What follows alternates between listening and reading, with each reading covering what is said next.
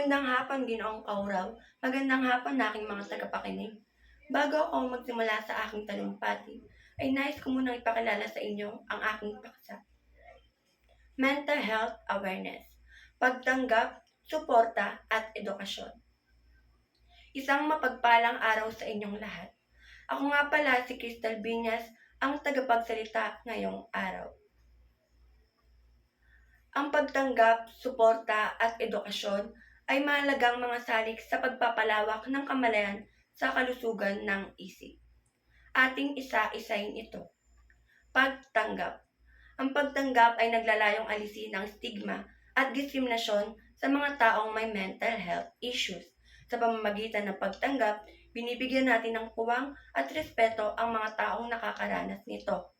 Mahalaga na maunawaan natin na ang mental health ay isa sa kabuuang kalusugan ng tao at hindi dapat ituring na pagkakahiya o kahinaan.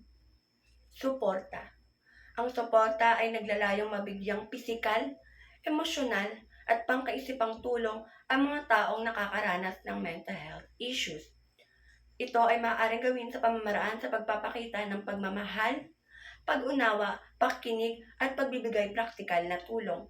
Ang suporta mula sa pamilya, mga kaibigan at komunidad ay mahalaga upang mabawasan ang pagkaramdam ng pag-iisa o pagkabigo.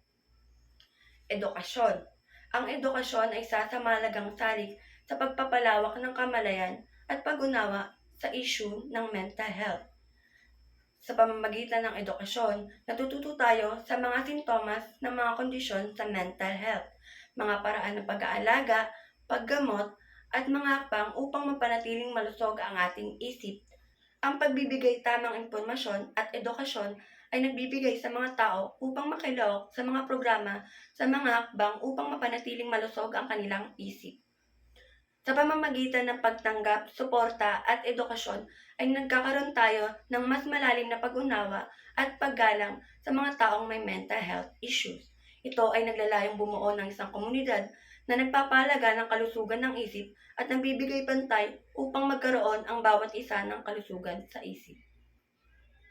Bago ako magbigay ng aking saloobin sa aking paksa, ay marahil 50% sa aking tagapakinig ay sang-ayon dito at sa kabilang dako naman ay 50% ay salungat rito. Sa ating henerasyon, ang mental health ay isa sa malaking usapin sa ating lipunan, lalo na't pagdating sa ating eskwelahan. Bilang isang mag-aaral, mahalaga na ating bigyang pansin ang kalusugan ng isip sapagkat marami sa kabataan ngayon ay maraming kinaharap na problema, hindi lang sa tahanan kundi pati na rin sa ating paaralan. Mahalaga na maunawaan natin na ang mental health ay isa sa kabuuang pangkalusugan ng isang tao. Lagi nating tatandaan, bigyan ang iyong sarili ng pahinga. Lahat ng tao ay nagkakamali. May mga pagkakabigo at may pagkakamali.